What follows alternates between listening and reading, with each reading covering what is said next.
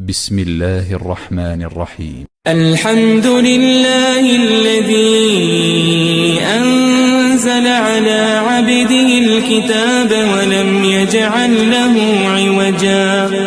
قيما لينذر بأسا شديدا من لدنه ويبشر المؤمنين الذين يعملون الصالحات أن لهم أجرا حسنا ماكثين فيه أبدا وينذر الذين قالوا اتخذ الله ولدا ما لهم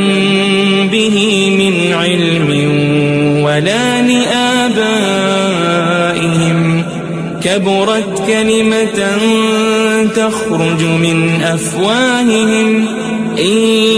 يقولون إلا كذبا فلعلك باخع نفسك على آثارهم إن لم يؤمنوا بهذا الحديث أسفا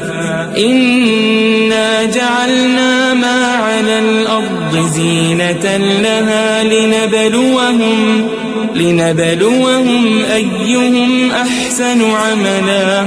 وإنا لجاعلون ما عليها صعيدا جرزا أم حسبت أن أصحاب الكهف والرقيم كانوا من آياتنا عجبا إذ أوى الفتية إلى الكهف فقالوا ربنا آتنا من لدنك